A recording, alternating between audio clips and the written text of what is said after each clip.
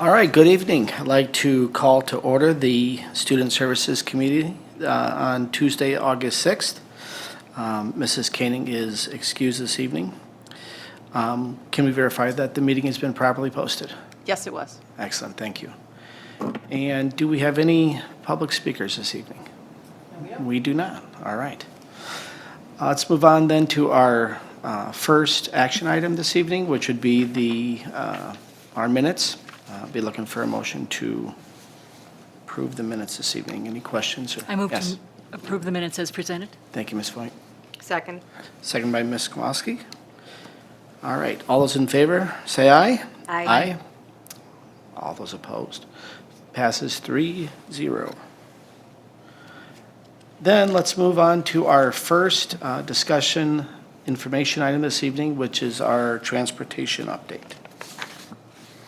Yes, thank you, Mr. Zenobia. I want to introduce Joni Sablich and Liddell Cast to come up and provide us with an update on transportation. The purpose of the report is really to provide update regarding the bus driver staffing for this school year, more specifically the number of first student drivers and recruitment strategies that will be shared with what is happening to try to shore that up. As a district, we have communicated to families not using transportation services to make sure they complete the transportation opt-outs. We can start to, once again, have good numbers and solid numbers for routing and moving forward. And that is available on our transportation website. Background from a historical perspective, First Student has been providing transportation for the STW students for a long time. Despite a strong partnership last year, the bus driver shortage impacted us, and we're here to continue to work on that. And there's going to be an update that will share that. And obviously, the bus driver shortage is in the state of Wisconsin and throughout the country. So please come on up.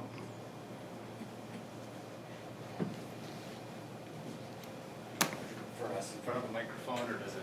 Yes. Yeah, that would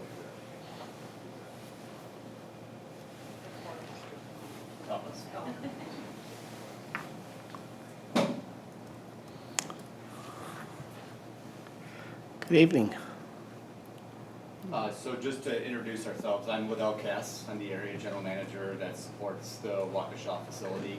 It's one of 15 that I support across mostly Wisconsin. It's not.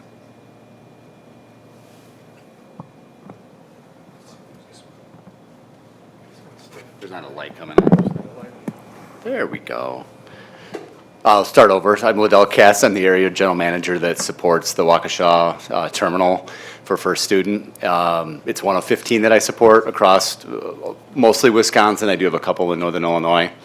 So I'm here to support any higher level questions tonight. Joni Sablich is the location manager that manages the facility. She's your primary contact and manages your contract.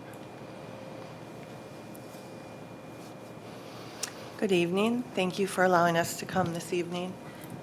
Just wanted to give you an update. I understand there's going to be 2 more updates going out to families in August. That being said, we'll give you one this evening, one next week, and by next week we should have a really good idea of what we look like at the start of the school year. I am cautiously optimistic. We have much better turnout this year than we did last year. We have spent from March through current, considering a variety of different recruiting events. The district has been extremely collaborative, and that's truly helped all of us. We are also advertising, as you may know, to work both for First Student as well as the district for anyone that might be looking for full-time full-time work opportunities. So as of today, we needed originally at the end of school, we needed about 30 drivers. I believe we're going to need anywhere from 76 to 80. As of right now, we have 56 that are employed, and that would include the drivers that will be returning as well as ones that we've hired since the end of school. As well, just so you are aware, that 56 drivers, there are actually more drivers, but some of them only work AM or PM, so we're only counting them as a half. So I would say we still need about 20 drivers, and at the moment, we have 29 drivers in training. That number has changed since earlier today. So, with those drivers, we would be looking at about 85, which gets us to our goal. And just to give you an idea what that training means, we have 3 drivers that will be road testing this week, meaning that they're through training and should pass. We have 19 drivers that are doing skills, meaning they've gotten their commercial learning permit, they've been through their classroom training, they are now working on skills. When they're finished with skills, they have some time over the road. So my estimation is that these drivers will be road testing sometime next week. And finally, we have additional 7 in the classroom. And once they are finished with the classroom, which will be next week, Thursday, they will also move into skilled training and then on the road. In addition to that, there are 5 more candidates that are working on their commercial learning permit, which means that they are taking a class and they will go to the DMV and take written tests. If they successfully pass, they will have their permit and they can also go through the classroom skills and over-the-road training. So we are on track for 85 drivers, potentially 90, but again, they all have to get through training, but we're off to a really good start. In addition, there are 16 applicants that we are also currently working with. One question that I looked at just in hindsight compared to last year is where things are this year versus last year. And right now, Joni and the team have 3 times the amount of training activity as we did at this point last year. So not just app flow is up significantly based on all the efforts, as well as some compensation change and some other things that were done around the extended contract or the new contract. But we're over 3 times as many people in process as we were at this time last year. Okay. Questions or comments from the committee? Go ahead, Ms. Foyt. We have a job fair coming up. We're still Tomorrow? looking for some more applicants as well? Yes, and I will be there. On the board, you can see some of the things that we've done in July. I think last month, you were given the update that we were doing the Big Bus, No Big Deal. It was a really fun experience, and we did receive 17 applications. So it was really, really, really nice, and your support was really great. We worked with the district at the Waukesha County Fair for 5 days. That was really nice collaborative effort because we could talk about the needs of drivers while they're looking at, families are looking at opportunities for transportation for their students. We've sponsored Jazz in the Park twice this month.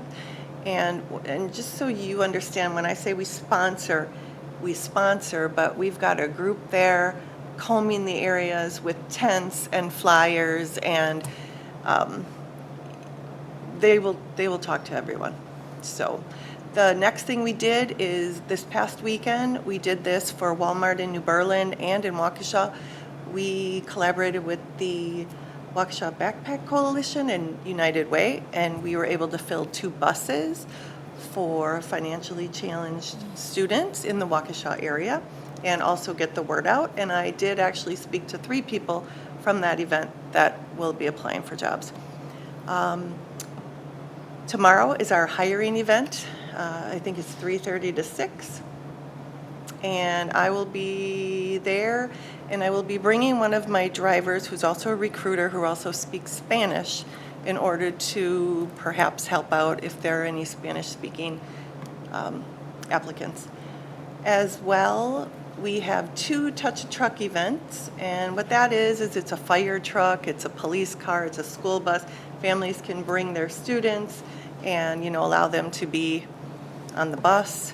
And then, of course, we will continue to try and hire drivers. We can never have too many, so if we have 100 drivers, we'll start looking at adjusting the sports schedules like years ago.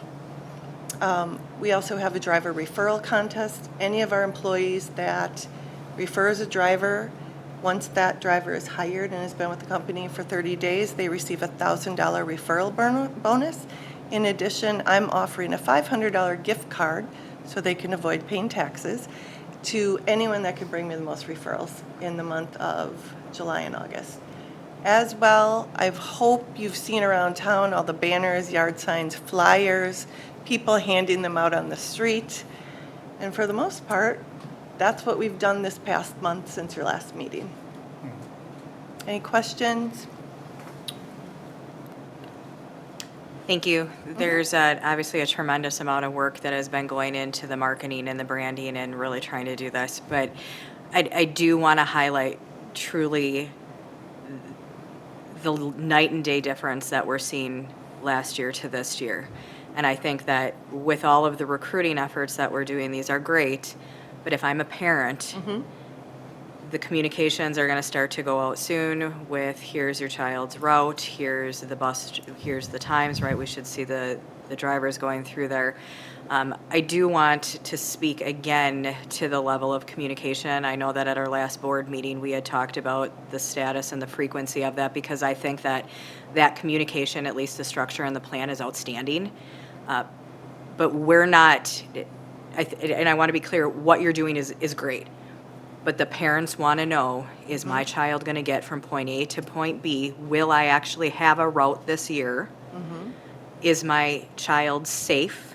Will it be a consistent bus driver? Is the bus driver going to be fully on-trained, right? I mean, these are all questions that have come out over the last year, and I know that you guys have been in a lot of conversations about the staffing model and the experience and the expertise of those that we are entrusting our children with. But if you guys could, again, talk about the strategy and the plan on communication for our community that they can expect to receive, that would be great.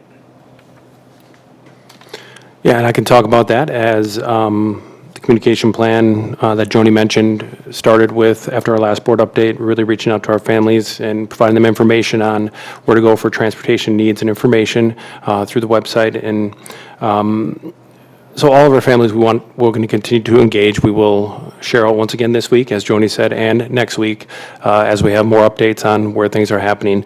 We want to encourage our families to have alternate transportation plans. I know last year families were a little bit blindsided by not knowing that they were not having a bus route. So in the event all these things are happening, we just want to make sure our families are having an alternate plan just in case, and that's just a reality that we face. So we're communicating that out clearly.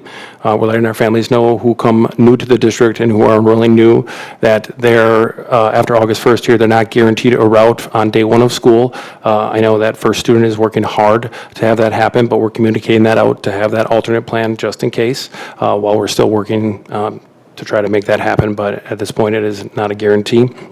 And the same thing we'll be communicating more is after everything happens and the goal of everyone having a route and a consistent driver is realized, then when school starts, changes can result with stops and requests come in. And we're letting our families know that by the end of September, we'll make those changes to their stop requests and whatever else as, of course, if it's a safety concern that we're not aware of, we'll make those changes immediately and they'll get priority. But other than that, the first student will work through the month of September to have that happen. So we'll re-communicate all of that and our message around the work that's being done so our families know we're on it and some contingencies just in case.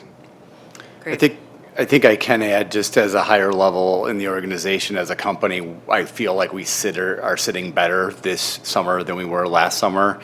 Not only did we take a hit in this market, we had regression in our driver workforce more than we expected across markets. And not only did we have some growth in some areas that were challenging our resources, I think that it was kind of a 1-2 punch where we were dedicating to some growth and we saw a regression that wasn't expected. This year, heading into this year, I feel like we have more stable workforce across the board. And we are prepared to potentially bring people into this market if we need to help get things started. That's something, like we're having these conversations across all locations. Some of them daily, but at least weekly as we head towards school start and realize what the real numbers are. And we've even retained some drivers in some markets where we lost business just in effort to build a stronger bench for this year. Great. And then just one last thing. A lot of the strategies that you guys have employed this year are great. We've talked a lot about the pay, the incentive bonuses, sign-on bonuses. So what is next once we're fully staffed? What does the retention model look like to ensure that we can maintain the drivers that we are training? Well, I will say what's unique about Waukesha, and you guys can attest to that because I think you hire some of these students, a good portion of our workforce is the Ethnos 360 students. So we know that we'll retain them for 1 to 2 years. So what we do with them is we continue to offer incentives and work with the school. What we do at the school is they send information to the students about the job opportunities with First Student, as well as the student referrals. The other thing we do is we offer retention bonuses and try and just be respectful and a nice place to work. As long as people are, I will say that typically we lose drivers, based on my experience in the last few years, it's been because a student moves out of state or the driver retires or has medical issues. No one has left our company because they don't enjoy what they're doing. They've left because of reasons that are beyond control. So we do study when people leave, and we want to make sure that if we're not doing something correctly, we will address it. As well, this year we started pecan surveys that are going out to all of our employees. So as we get the feedback for that, we can also implement plans to help maintain our workforce. And we've even entered into some arrangements where it's called a SALT program, but for every hour that somebody works, they're actually earning incentives towards purchase of real things. You accumulate so many points, then you can cash it in for trips and all sorts of stuff. So we're trying, as a company, we're trying to think outside the box and bring, leverage our scale and bring some other ideas to the table to help locations. The reality is, there's plenty of studies, not just in Wisconsin, but across the land, our industry is disturbed. Post-pandemic, that's part of it, but it's also the demographics. When you look across the age scales and where people are at, our industry, we're competing against full-time workforce. It's a part-time split shift job, and it will continue to be an uphill climb. It doesn't go away just because we can start the year staffed right now. It's going to have to continue. These efforts are going to have to continue. Great. So just kind of tapping in on that, so of the population of our drivers right now that are within this 2-year program that we know we have for 2 years, how many is that?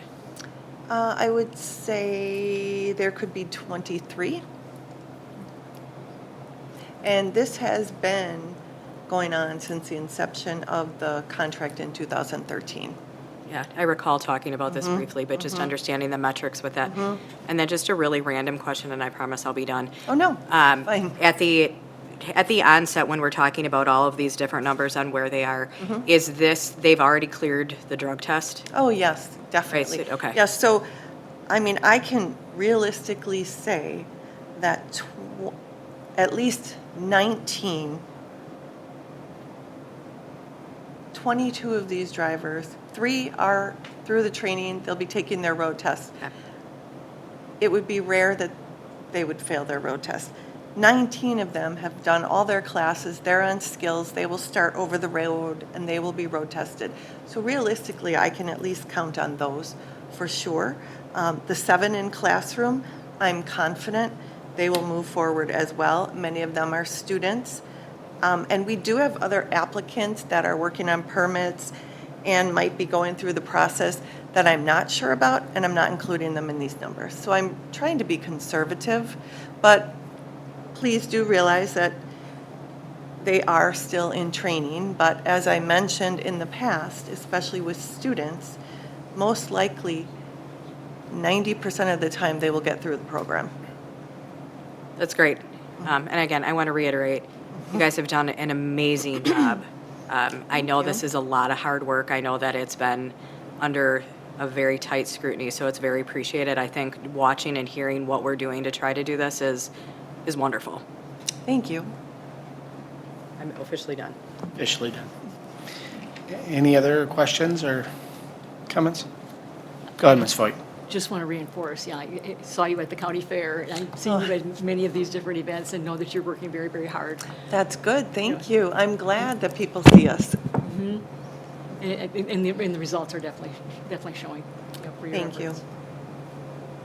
How long does it take once applicants come and sign up to get them through the process roughly? Is it a couple of months or where are we at?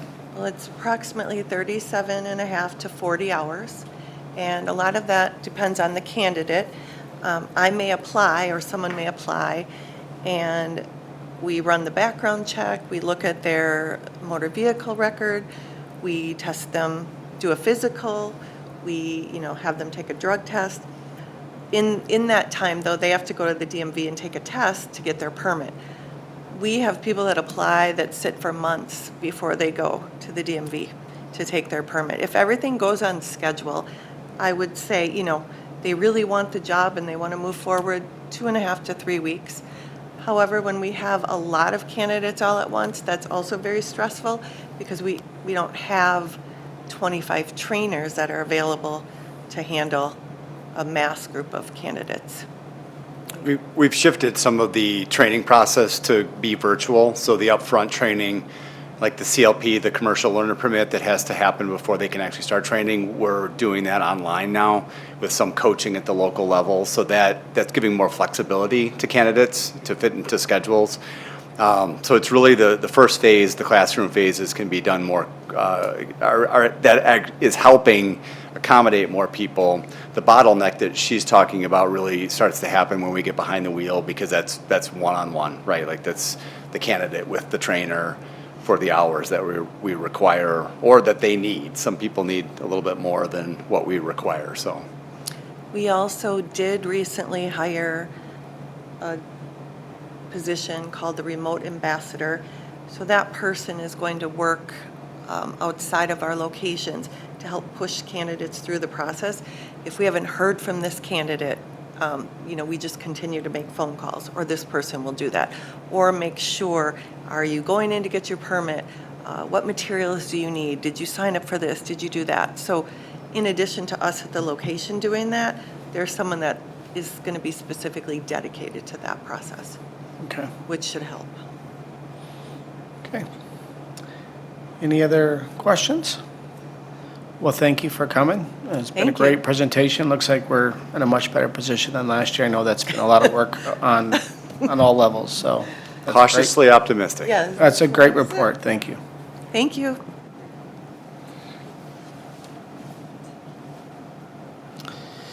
Our next discussion and information segment is going to be on the role of the district nurse. Yeah, thank you, Mr. Doby. I want to bring up Beth Pepler, one of our district nurses, as we continue the role of for our student services staff. The purpose of the report is to provide information regarding the role of the district nurse throughout the SDW. Individuals in these roles serve as members of the student services team across the district and within schools. The report is part of a series titled, as I said, The Role of.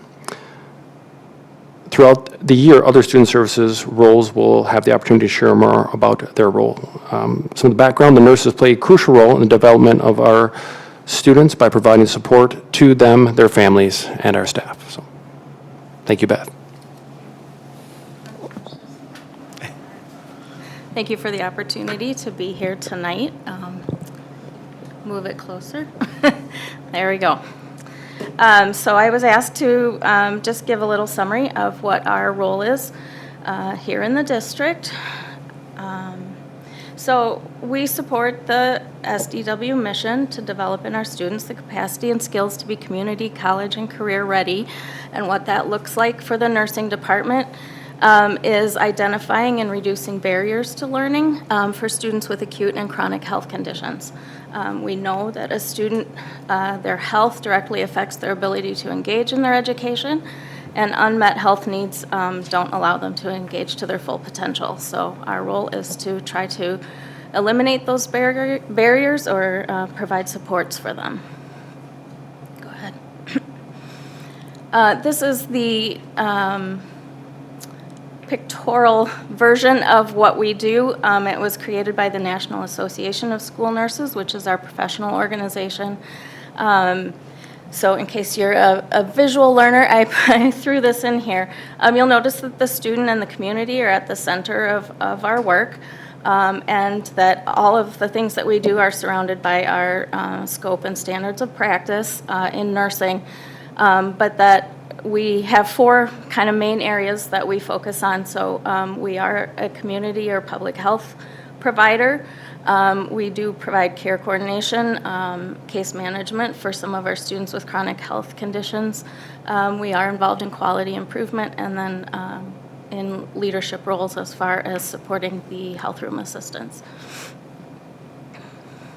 So more specifically, these are the things that we're involved in on a day-to-day basis. We do a lot of staff training, CPR, emergency medication training, stop the bleed training, medical emergency response team training in all of our schools.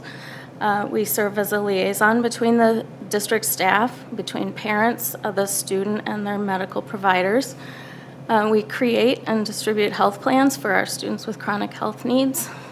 We are participating in IEP and 504 meetings for students who have identified needs, and then case management as well for the day-to-day management of students with chronic health needs. We serve as a resource for our health room clerical assistants, and then also assure staffing coverage for our health rooms. So sometimes that looks like finding a sub, and sometimes that looks like being the sub. But we do try to support the staffing needs in our health rooms. We are a liaison for area agencies and stakeholders that have a part in our district. So we work with CISA 1, we work with Project Adam at Children's Hospital, we work with the Department of Health and Human Services, we work with the Waukesha County Health Department, and the DPI as well. So we kind of have our fingers in a lot of the agencies that support education. We are responsible for maintaining the district's medical and emergency supplies in all the buildings, so that's all of our AEDs, our Narcan, our EpiPens, making sure that everything is stocked and not expired. We are also responsible to review the health conditions and provide staff training for all extracurricular activities, overnight field trips, and all of our summer activities. And then we are responsible for the district's immunization compliance and reporting to the Department of Health and Human Services. What training do we have? District nurses are registered nurses with a Bachelor's of Science in Nursing degree. This degree emphasizes healthcare in community health settings, so we receive some additional training about providing healthcare in community settings, as well as some leadership classes.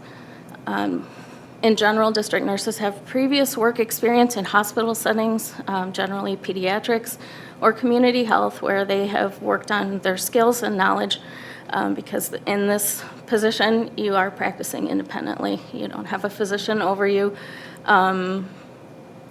giving you direct orders. So we typically have worked elsewhere to gain some of those skills to bring that to the district. We receive continuing education and support through the Department of Public Instruction. There's a nurse consultant who works for the DPI that we are in direct contact with. We also receive some online training through the Department of Health, and then we have partnerships with area hospitals such as Children's Hospital, and then our professional organization, the National Association of School Nurses, also provides continuing education.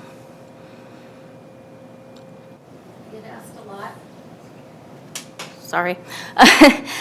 My thumb's getting sore. I don't have to hold it. Perfect. We get asked a lot about the nurses in the school buildings and how they're different than the district nurses. So I just want to clarify that the staff that are in the school buildings are not nurses.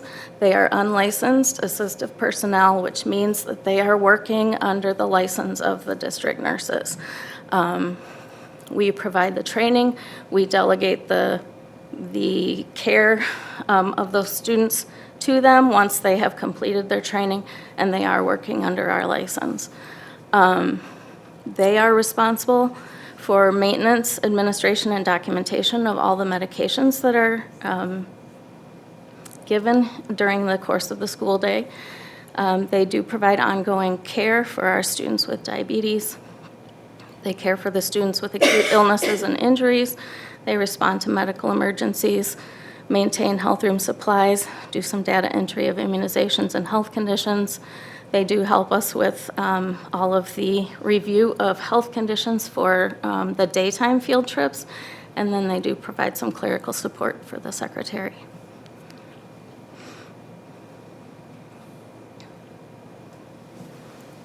I think that might be it. Do you have any questions about the day-to-day functioning of the nursing department? Any questions from our committee? Yes. Thank you. This is very insightful. You know, I normally think about it as the health room where the kids go, but taking a look at some of the metrics and all that, how many staff do we have? We have 3 district nurses. We each support 7 schools. Okay. So in general, we are responsible for about 4,000 students. And then in each building, we have a health room assistant who works 6.5 hours per day. That sounds like an astronomical work. You said it, not me. It's a big caseload. It in comparing to other districts in the area, we have a higher caseload and a higher acuity of student needs than surrounding districts.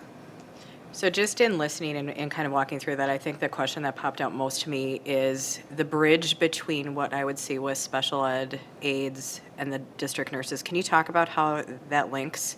Because it sounds like you guys are all supporting each other, which is something that we have not talked about actually as to how that bridges when you mention IEPs and 504s. I mean, in many cases, if I'm just a bystander, I'm thinking, you know, a kid comes to the health room because I have a headache or a runny nose or something like that.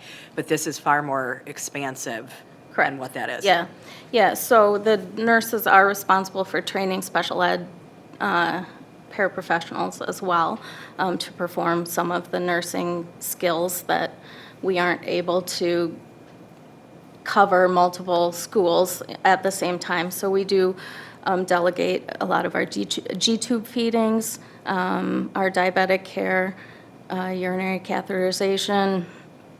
Trying to think of what else we do. A lot of delegating of a lot of those nursing tasks to non-licensed personnel. And they complete training and they do return demonstrations to us, and then they are working under our license. Okay, that's overwhelming to me. Very insightful. I mean, again, these types of discussions really highlight all of the great things that we do and the work. So thank you. This was very good. You're welcome. Ms. Foyt? You mentioned the comparison to other districts. What would be like a better ratio? A better ratio? Like that you're familiar with in surrounding schools? In surrounding schools, I would say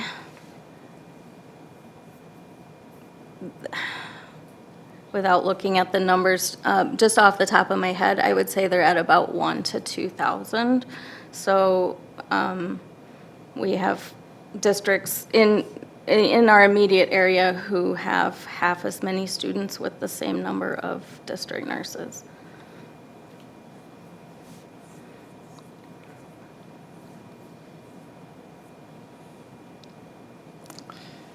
And just to be clear, it's one person one assistant per high school, per middle school, per elementary school? One health room assistant Yep. per location, yes. Okay. Yep. Okay. Well, that's a wonderful presentation. Now, we do have you here in our next discussion information item, and we're kind of already getting into a little bit of. Yep, it's a maybe doubleheader tonight. deeper dive. So, Yep. the next portion of this is the annual nursing report, which we've already kind of maybe delved into a little bit. But if you want to just give us an overview of that, and Sure. if you have any more questions. So I, again, the same as last year, just pulled out a few data points to address. You have the full report, I believe. It's always kind of interesting to me to pull the data for the year as well. And in looking at the data, our health room office visits went up by 7,000 visits from the previous school year. That's also at the same time that our enrollment decreased. So we have less kids in the district, but they're accessing the health room more frequently. Diabetic students with diabetes, the number remained fairly consistent. We have 51 students in the district with diabetes, 10 at the elementary level, 12 at the middle school, and 29 at the high school. In general, our elementary students rely on the health room assistant for all of their diabetic care. And what that looks like on a daily basis is multiple trips to the health room to check their blood sugar. Every time they're going to eat something at school, it requires them to come to the health room to poke their finger and check their blood sugar for a calculation of the carbs that they're eating and an insulin dosage to be administered. So they might come to the health room on a good day 3 times a day for a morning snack, at lunch, and in the middle of the afternoon for an afternoon snack. On a day when their blood sugar is not regulated, they could spend up to 2 hours in the health room during the day because if they come down with their blood sugar being low, they have to remain in the health room while we treat that with some fast-acting sugar, and they could be there for 15 to 30 minutes before their blood sugar returns to a safe level for them to return to the classroom. That can happen multiple times in a day. So diabetic management is a extremely important function of our health room assistants, and it's very time-consuming, especially at the elementary level where we're providing all of that care. And I think the chart reflects that. You can see that at the schools where we have diabetic students, their visits, the number of visits is greatly increased. And then the other piece is that medical emergency response team. We talked about this last year at the board meeting. We are in the process of establishing emergency response teams at every school. The MERT is a well-trained and willing team of staff members that can respond quickly to medical emergencies in the building. These staff members receive ongoing training, and the team consists of people who are willing to be on the team, first of all, and who can handle emergency situations well. Staff have the peace of mind of knowing that there's somebody in the building that can respond if there is a medical emergency, and the nurses have peace of mind knowing that since we can't be in all of our schools at the same time, we have people trained to respond to those emergencies. So they're currently receiving training on seizure emergencies, diabetic emergencies, severe anaphylactic emergencies, asthma, a traumatic bleeding event, a sudden cardiac arrest. I think that's most of them, but they are receiving additional training, and that training happens every year. We do skills checkoffs every year with those staff members, and then we run a cardiac emergency drill every year with the team in collaboration with the fire department that comes in and observes our drill, and then also we do a handoff between our school staff and the fire department so that everyone is aware of so the fire department's aware of what's happening before they arrive, and so that the staff is aware of what's going to happen when the fire department takes over.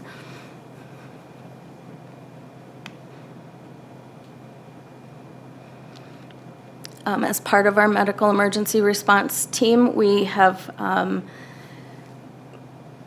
worked with Project Adam at Children's Hospital in order to get our Heart Safe School designation. A Heart Safe School is one that has successfully implemented a quality sudden cardiac arrest program of awareness, training, and effective emergency response.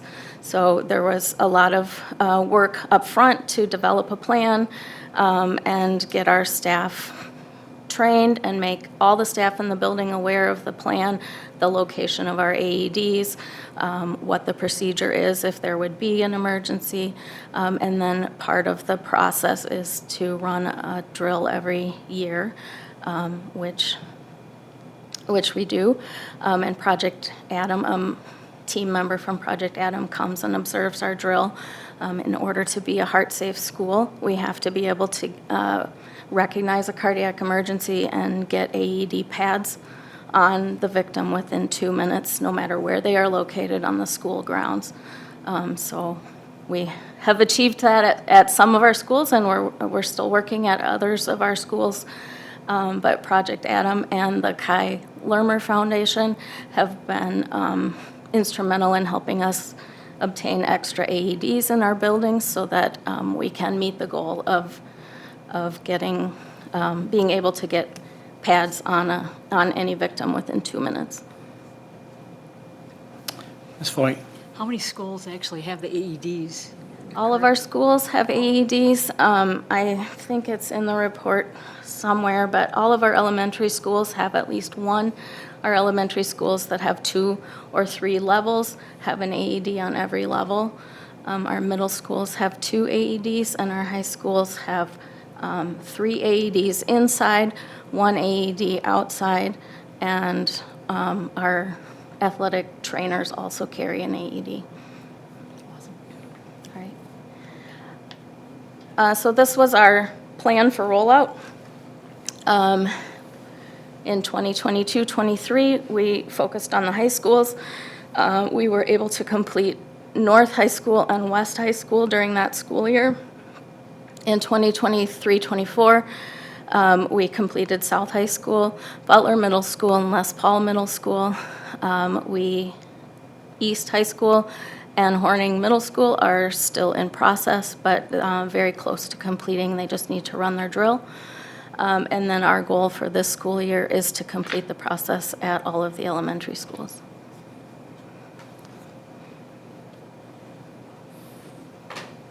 I think that's the last slide. Do you have any questions about the nursing report?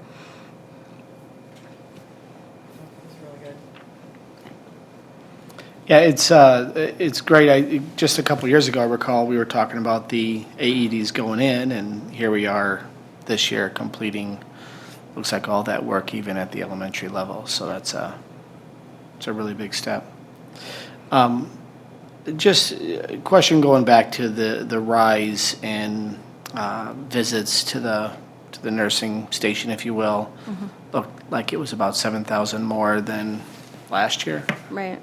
Do you have any sense of what it is? Is it just medications that maybe kids aren't getting at home, or one instances, or do you see a larger pattern? I'm just kind of curious what your thoughts are.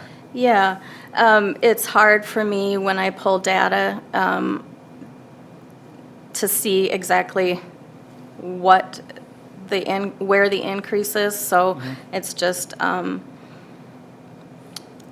incidental notings on my part.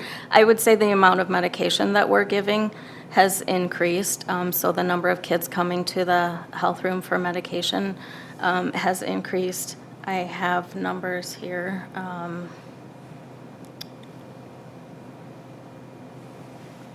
In the 2022-23 school year, we administered 26,559 doses of medication. And this past school year, we're at 30,778. So that accounts for at least 4,000-ish of the visits to the health room. Wow. And then I think we mentioned last year that we were rolling out an over-the-counter stock medication program at the middle school and high school, which I think has been to the benefit of our students as far as reducing the amount of lost minutes in the classroom. And I know parents have really appreciated having that option. So they have the option to opt in during the online registration process. We carry 4 stock meds in the middle school and high school: Tylenol, ibuprofen, Tums, and Benadryl. And we had our health rooms keep track this year of the number of doses given, and we did administer 4,000 doses of stock medication during the school year. So that also, I think, would account for some of those extra visits. Sure. Okay.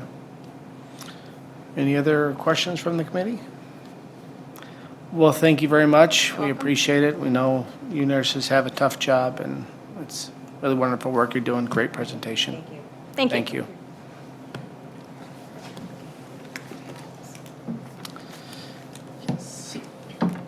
Our next discussion information item is on the academic and social behavior curriculum update. Good evening. So I'm going to introduce this just because this has been a continued conversation from previously. So tonight, joining us back again is Mr. Leonard, the Director of Student Services, as well as Ms. Paulin, who is the Director of Secondary Special Education. Earlier this summer, actually was in June, that the team came forward to provide a little bit of an update around our academic and social curriculum resources, as well as what our team has been working on. One of the things that we brought forward in June is really just bringing this forward in itself, and its process is very similar to things that we do in teaching and learning. So making that comparison of following more of a curriculum review process outside of teaching and learning with other curriculum pieces that we're using. So tonight, this is a follow-up conversation, and so the team tonight will share what's been done in some of the conversations, and ultimately a recommendation to bring forward to you tonight. Oop, I'm on it. You can go ahead. I gotta get it. Sorry, I didn't.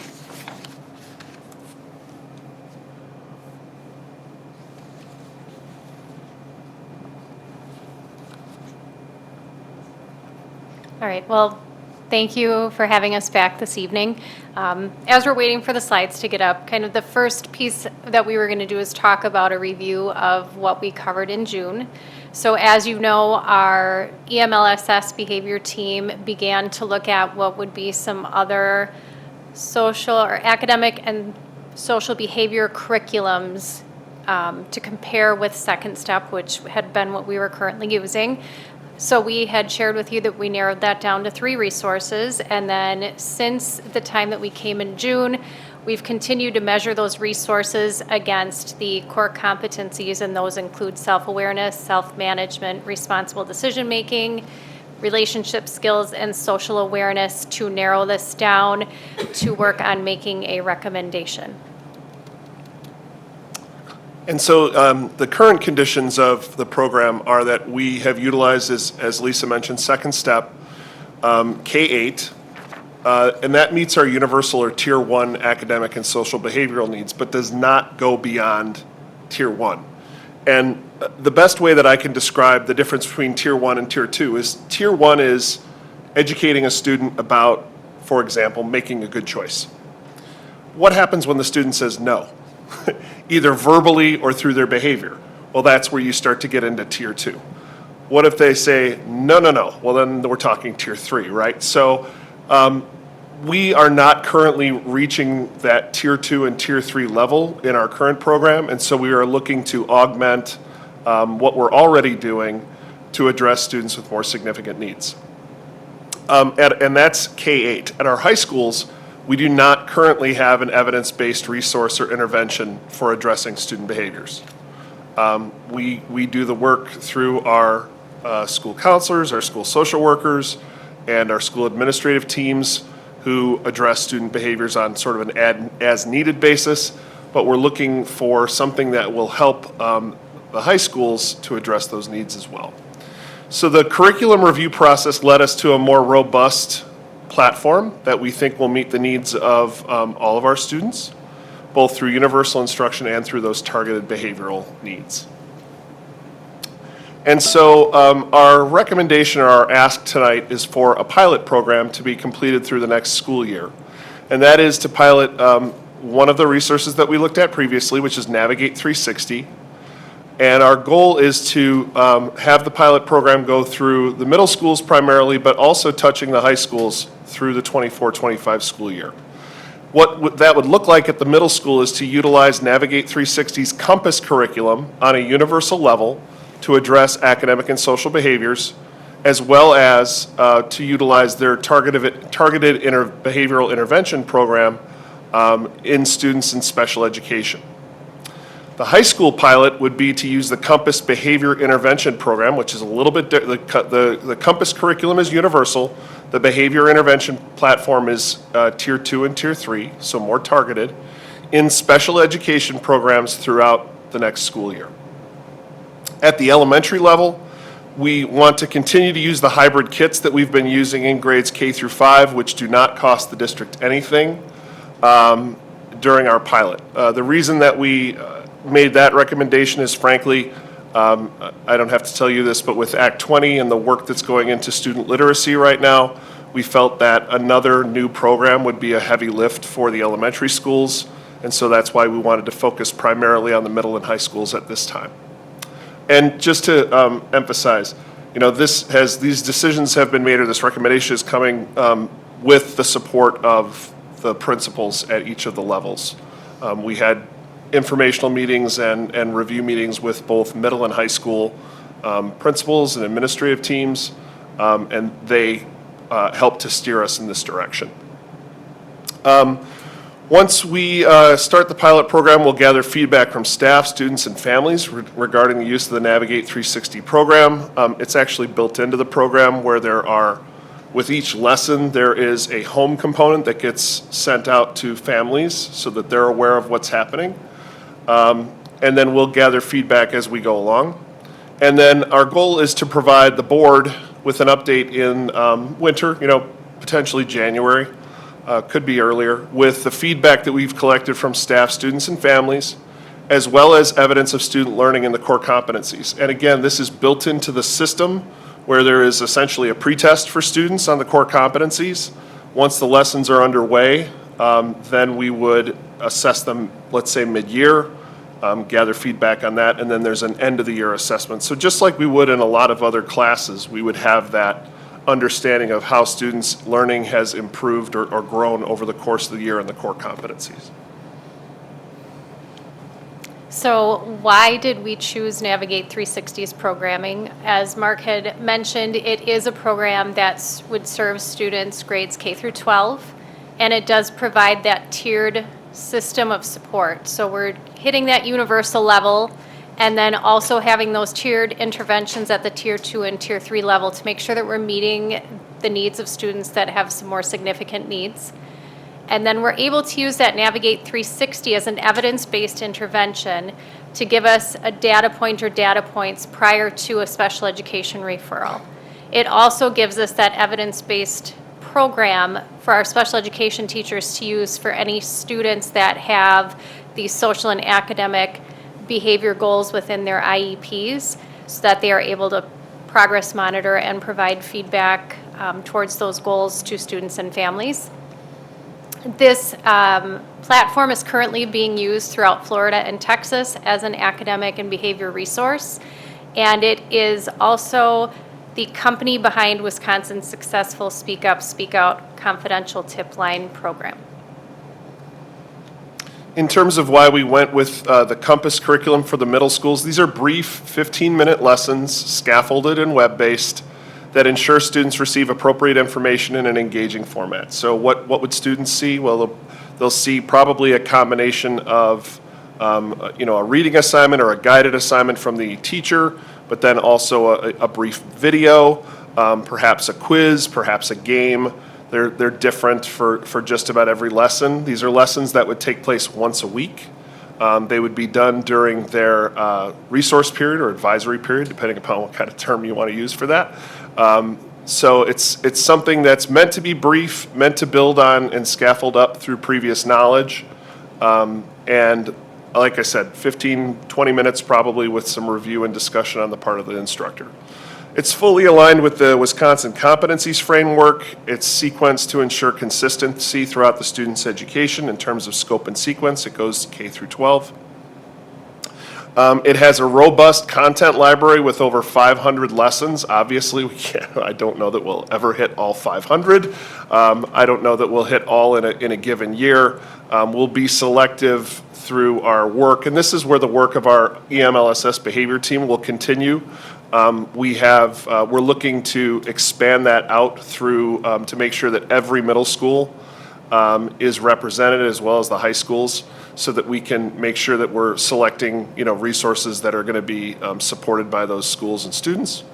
Like I said, there's a companion lesson for staff and for families. It's available in, I believe, 6 different languages, but most importantly for our needs, Spanish.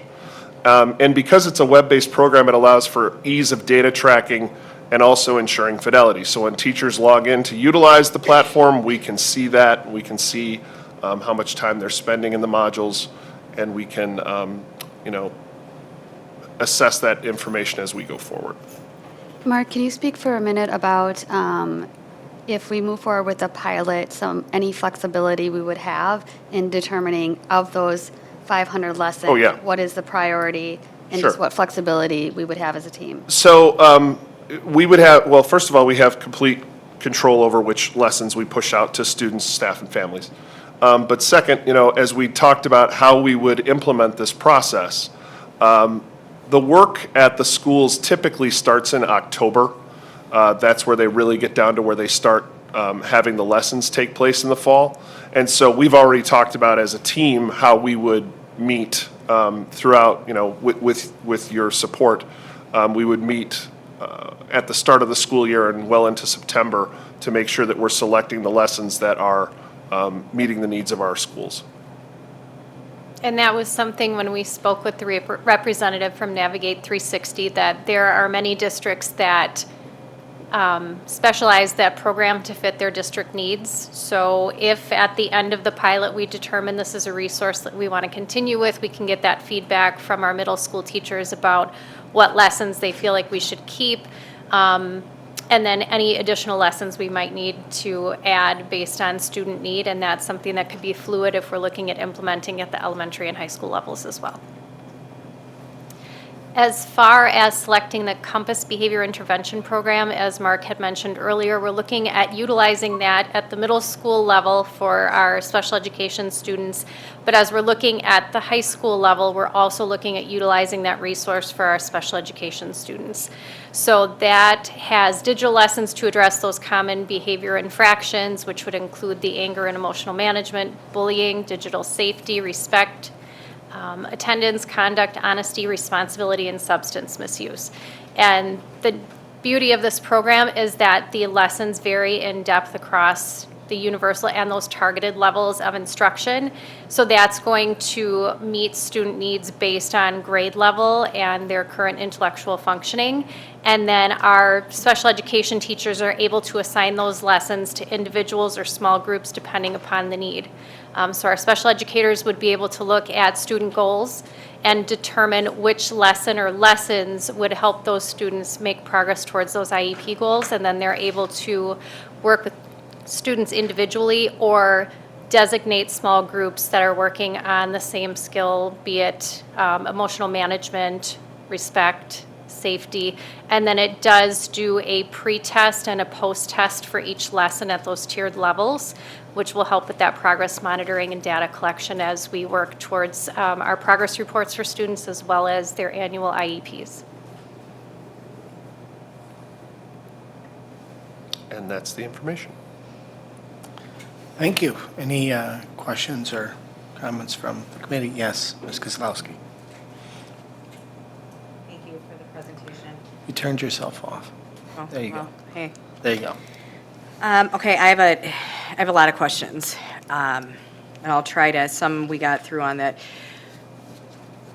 When we've talked at the June session where we said, okay, so character strong was not passed by the board, right? So at the high school level, we're not doing anything there right now. I'm not sure if that is something that we want to do. And the questions really start with, we hear a lot about behavior, okay? So noise community will tell you that we hear that behaviors are out of control, whether that's at elementary, middle, high, I'm not sure. I hear sometimes that it's not. But if we're implementing and wanting to do these, I want to understand what as a district are we trying to do? Because watching a video or doing something for 15 minutes once a week, I don't understand really what we think the impact is going to be. And, looking for the more structured, how are we managing poor behaviors? How are we pushing this through that there are consequences for your actions? You make a choice, it has a reaction, okay?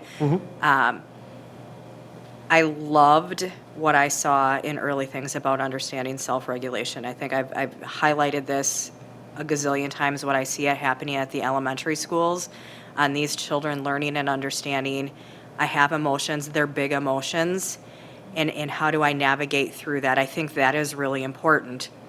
But when I take a look at what are we intending these programs to do, and do I expect to see, or I should say, what do I expect to see happen? My initial concern is I don't know if this is going to be enough to change the behaviors that we're seeing without some other type of action. So I think that's my first question that I want to start with is, what are we trying to do, and how is this going to move a needle one way or another? I don't think what we're trying to do is all that different than the example that you cite as, when you talk about self-regulation, for example. Self-regulation is something that has to be taught and revisited through different topics over time. So for example, when you're looking at an elementary student, self-regulation might be about anger or hurt or, those strong emotions.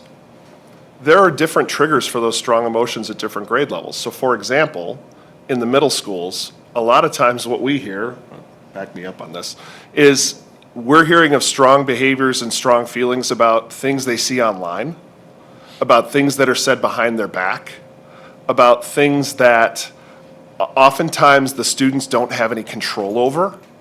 And as much as I can preach to a student in a moment of crisis that, look, we can't control what other people say or do. We can only control our response, right?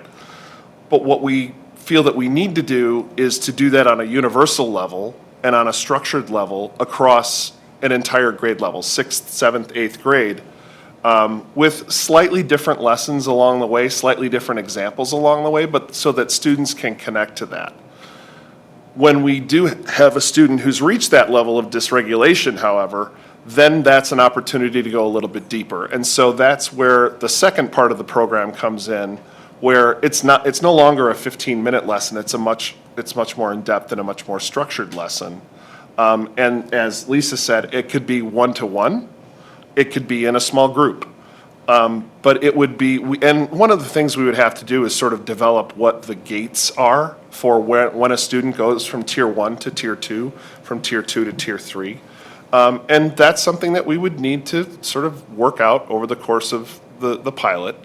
But I think that's the overall goal, is to help meet students where they are, because it does change over time. And I think the difference from second step to Navigate 360 is second step we're using at that universal level. So when we think about our RTI, generally that universal instruction is going to meet about the needs of about 80% of our student population. So I agree, one lesson a week isn't necessarily going to get the job done, but that's, the teachers are going to be utilizing that language, those common phrases throughout the day. They can reference that lesson even if they're not teaching a new lesson every day. And as Mark said, for that other 20%, then we're looking at, with this program, we have those tiered interventions just like we do at that academic level. So then what students require some more significant tiered interventions, and if that tier 2 isn't successful, then we're moving on to that tier 3 level. And what specifically do they need in a small group or individually to continue to work towards those skills? So we'll work on, like Mark said, what are those metrics? How do we meet student needs? And I don't know that that's all going to happen in one school year, but as we look at a rollout plan of any curriculum, whether it be academic or the academic and social behaviors, making sure that we have that universal and those tiered interventions to make sure that we can meet the needs of 100% of our students. If I can add just one other piece, okay. Just one question. So to tailor on that, in my entire life, I have not learned about emotional overreaction or compounding a reaction without being in an elevated emotional state. In a group instruction, is this what we're talking about where we move on to tier 1, tier 2, tier 3? Is that we're actually having a student who is in an emotional episode that we have to coach through that, or? I don't think that's where you say like, okay, let's go do this lesson right now. But it is, what we are trying to do is to help them avoid that level of escalation as much as possible. And giving them the language, which kids sometimes just need to have the right words, but also then the skills and the ability to say like, hey, this is okay. It's okay to feel this way. It's not okay to cuss out your teacher. It's not okay to throw a punch. I mean, and those are things that, when we say, at the high school, we're not doing this in a structured way. Of course, we're still saying. I'm sure they're having that conversation the first week of school. I was an AP for 12 years.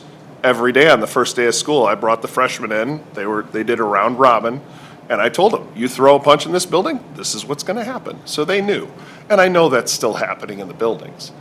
The goal is to give them the skills that they need to avoid that, and for them to know that it's okay to come down to the office in that elevated state and get the help that they need.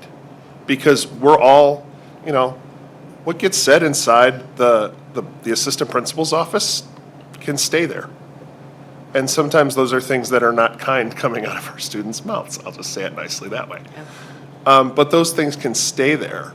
However, when that happens in the classroom, when that happens on, the basketball court, when that happens in the community, there are repercussions for those things. And so we want kids to have the skills to be able to say, I'm not okay, but now I know what to do. And those targeted lessons wouldn't happen when a student is escalated. What the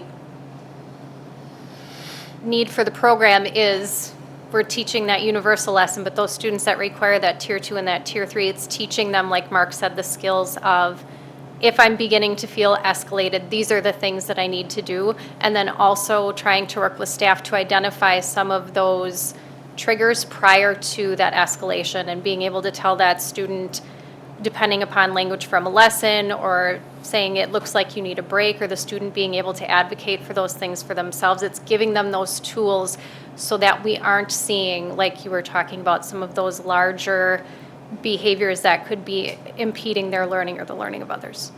I love it. And I've talked a lot about, emotional intelligence as adults, and most of them should have learned this at a much younger age. Yep. But the impact that this has on success is linked to your ability to navigate your emotions. So Completely. There's so much that I like about this, but the last question that I have is timing. We hear so much. We are implementing so many new curriculums okay? Piloting, professional development, teaching, bandwidth is really the question on how does this then impact our staff and our students that are loading up, and how are we cognizant of that? I agree that there's a significant benefit to that, but it's where we talk about it's just one more thing, and when we feel teachers are burnt out and it's one more thing to take on, I'd just like to get your insight into how that works. When we spoke to the middle school principals, they had already set aside time for those second step lessons. So they had said this is just going to be in place of those second step lessons during that advisory time.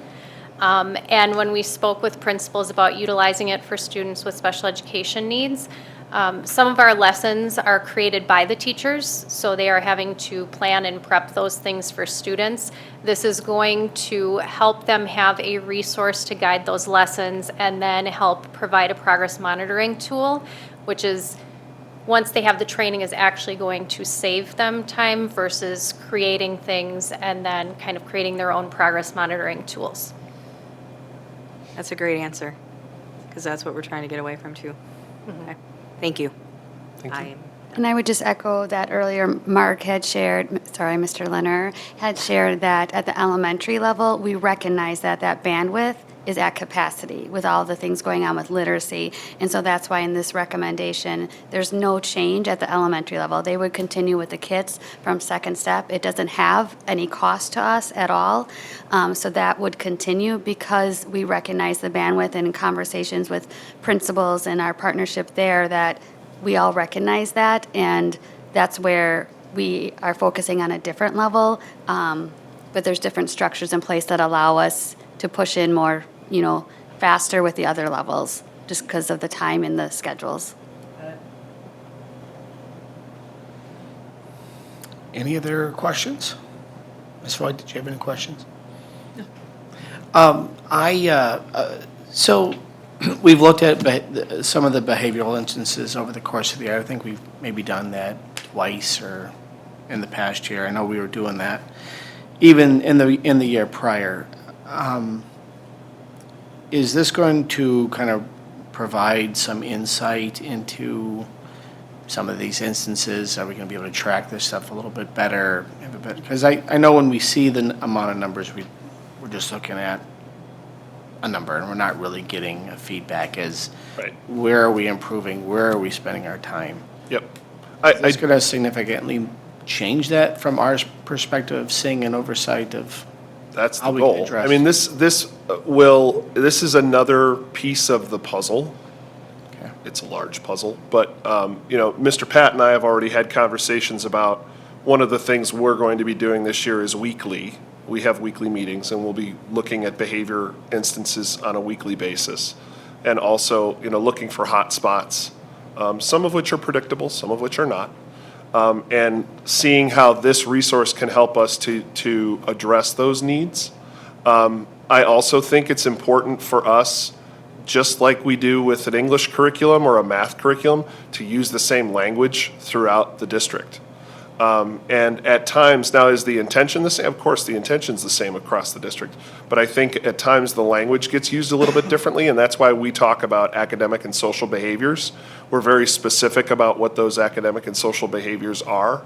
And as part of this program, we're going to be rolling that out, to all of our staff to make sure that the language that we use is the same, because we do have situations where students are moving from one elementary school to the next mid-year or one middle school to the next mid-year due to change in placements, due to moves, due to housing insecurity. I mean, there's a bunch of different reasons. So that's one of the things that we're going to be looking at. We know what this will help us measure is those 5 core competencies that we've talked about previously, because the system that we're looking at specifically asks students about their ability to work through those core competencies beginning, middle, end of year. So, in terms of a metric, we would definitely have that as one of our metrics to say our students over the course of the year have increased their understanding of self-regulation, for example. One of the things that we had discussed with a representative from Navigate 360 when Mark talked about kind of that beginning, middle, and end of your assessment was that you're able to look at grade level data, classroom data to see, let's say the sixth grade is really struggling with self-management. So what lessons could we teach proactively to help bolster those skills? And hopefully we would then see that in our referral numbers, as well as using that information when we identify a student for a tier 2 or a tier 3, utilizing that information to then make sure that we are proactively teaching the skills that they need in an area that's been shown as a need for growth, and hoping that we see those tier 2 and tier 3 kids are our kids that have multiple referrals. So being able to determine if those proactive measures that we're taking based on those areas that are identified for growth is helping assist that student in more successfully navigating that classroom and school community and environment. So do we know what students are tier 1, tier 2, tier 3? Well, at some point, would we? I can tell you who the tier 3 ones are. That's what we're going to work on developing. Okay. And realistically, when you have a student that is a special education student, they are a tier 3 student. So we're going to utilize those lessons to see in that smaller population the positives and improvements for that tier 3, and then working with our EMLSS team and our assessment and EMLSS coordinator to determine what measurements would be for those tiered interventions. I don't know that we're going to have a perfect system for that after 1 year, but if we continue to move forward with Navigate 360, we would definitely have that in place so that we have all of the tiers available for our students. Great, thank you. Okay. All right. Thank you very much. Thank you Thank for the you. presentation.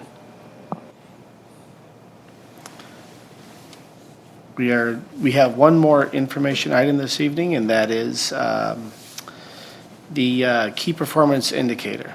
Mr. Pat. Thank you, Mr. Zenobia. So the key performance indicators for the school district of Waukesha were designed during the 2021 school year, introduced to the board during a June 30th, 2021 workshop.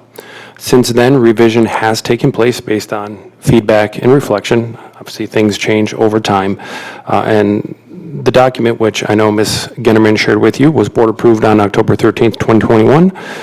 Those key performance indicators are established in the areas of teaching and learning, student engagement and parent satisfaction, employee satisfaction and engagement, operations, and finance. Information is available on our school district's website. The purpose of my report here is to talk about some updates or some recommendations for those key performance indicators for student services in the area of student engagement, as all of our committees are looking at those key performance indicators and vetting through what they are and how they're measured. So I'm looking to provide a recommendation relevant to that. So the key performance indicator that's in place now is around student engagement. And it was reported in the spring of last year. The student engagement KPI was measured through data gathered from our Hope, Wellness, and Engagement District Survey.